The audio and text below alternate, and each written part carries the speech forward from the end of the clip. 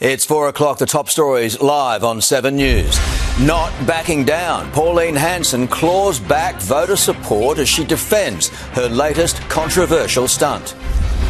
From triumph to tensions, Spain dethrones Argentina in the World Cup final as post-match brawls spoil the celebrations. An Australian soldier finally buried 110 years since the darkest day in our military history. A smoother commute on the way, the parking promise for the city's northwest. A send-off to remember, a final farewell for the human headline, Darren Hinch. And injury nightmare for Manly star Tom Trbojevic. How long he'll be out. Live from Sydney, this is 7 News with Chris Reason. Good afternoon. Pauline Hanson has defended her association with convicted criminal Tommy Robinson in an exclusive interview with 7 Spotlight. But despite weeks of criticism across the political aisle, One Nation has clawed back some support in the polls. Here's political reporter Jasmine Turlings. Good afternoon. The Queensland Senator will no doubt be pleased by this latest news poll out today. After falling 2 points last month, One Nation has recovered slightly. It puts the once minor party back neck and neck with Labor, with both recording 30% of the primary vote. As for the three-leader preferred, Anthony Albanese remains ahead with 46%, Pauline Hanson 32%, and Angus Taylor still trailing with 22%. This small change in polling remains within Newspolls' margin of error, which indicates support for One Nation may have hit its ceiling, though it's still encouraging for the Queensland Senator that her approval rating hasn't gone backwards. That's despite copping criticism from across the political aisle about her recent trip to Sicily and London. I find it astonishing that Pauline Hanson has travelled overseas in order to denigrate and talk down Australia. Well, I just don't think she has any of the answers. During last night's exclusive Spotlight interview, Hanson hailed mass deportations, while she also doubled down on her podcast appearance with convicted criminal Tommy Robinson. During it, she appeared to lament the end of the White Australia policy, which she's later denied supporting. It's like watching a toddler do something wrong in front of you and then turn around to you and say, no, never did, it wasn't me. We don't support the White Australia policy. Let's get that completely clear. At the start, there was really no issues with it. But over time, we got a section of people who didn't want to really assimilate with Australia. If Pauline Hanson wanted Australians to think something more than the fact that she was supportive of the White Australia policy, then she needs to come home and explain herself. Tonight in our News at 6, we hear more from that Spotlight interview, including her attendance records here at Parliament and her claimed costings. A 36-year-old woman is fighting for life after a serious crash in our west. She was taken to Westmead Hospital in the smashed-up car, still trapped inside. She was freed by firefighters and taken for treatment. The 42-year-old male P-plater driver was taken for testing and the car seized for forensic examination.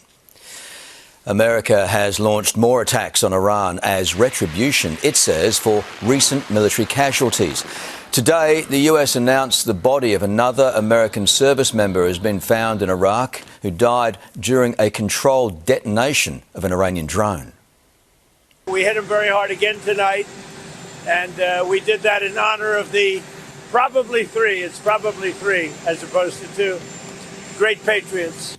The total number of US forces killed in the war now at 17. American allies have also been attacked by Iran, with Kuwait, Jordan and Bahrain reporting strikes.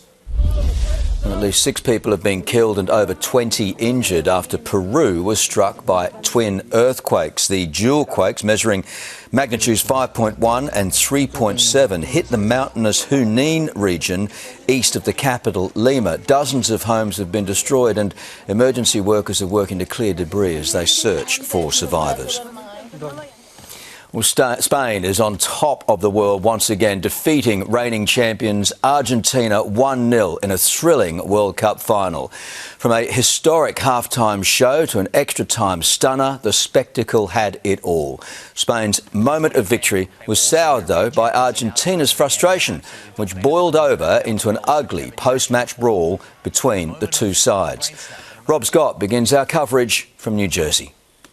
Well, absolute heartbreak for Argentina and their fans. The disappointment etched on their faces as they stream out of the stadium here in New Jersey. But for the Spanish fans, the party is just getting started. Into Spain by Ferran Torres! Hanging on until the final whistle to claim their second World Cup title. The champions! Pain etched on Lionel Messi's face, fighting back tears. At the age of 39, this was likely his last World Cup. Oh, how he wanted to deliver for them again. A mix of emotions too for fans as they streamed out of New Jersey Stadium. I think we deserve it. Very, very bad. It's very deception. But today, not good enough. Not good enough. I feel amazing in Spain. The World Cup, hallelujah. And this tournament certainly did that, entertaining the world for the past month.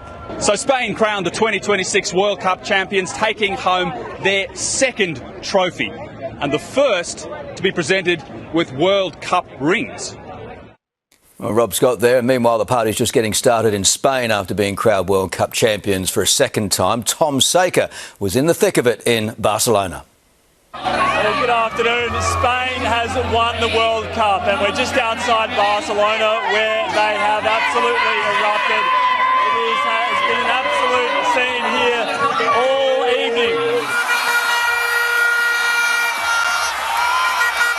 They've just played for more than 2 hours on the edge of their seats the whole time as Spain peppered Argentina with shot after shot on goal, and just look what it means to these people. What does it mean? What does it mean? Spain is the very beautiful from Spain. It's difficult because it's a good country because it's yes with the city. Ferran Torres kicked the winning goal and with the city, yeah. Thank you, mate.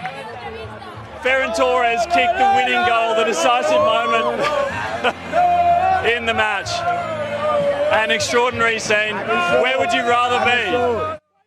Indeed. Now, the final fiesta was equally emotional here at home. Aussies and expats packed out bars from Coogee to Tumbalong Park from 5 a.m. But over a tantalising 2 hours, the Spanish roared and Argentines shared the tears of their hero. It was a stressful game to watch, but I think we felt like we had it in the bag towards the end there. This team it gave me everything, so I'm happy inside, in my face not yet. We need to celebrate this for what it was, a magnificent performance. They deserve it, they play well and it was sad for us, but it's okay. They deserve it. Come on, world champions! No doubt many Argentinians now counting down to 2030. Well, Amber Laidler joins us now with the latest on our weather. Amber, how are those conditions for those out watching the early match? Only light winds about this morning, Chris, and near the coast, temperatures once again were around 4 degrees warmer than the July average. A bit chillier to start across the city's west, though. It dipped to 3 this morning at Camden and also out at Katoomba there. Daytime temperatures, though, generally a touch above average, and that was a trend we saw across New South Wales today. Tops hovering in the high teens, creeping into the low 20s further north. Pretty frosty in parts of the inland, though. It reached -2 today at Orange and also at Bega, -1 at Bathurst and Goulburn. Conditions should remain nice and settled throughout the next 7 days under the influence of this system of high pressure, but coupled with light winds, those mornings are about to get a little bit colder. Your full forecast for the week ahead is coming up soon, Chris. See you then. Thanks, Amber.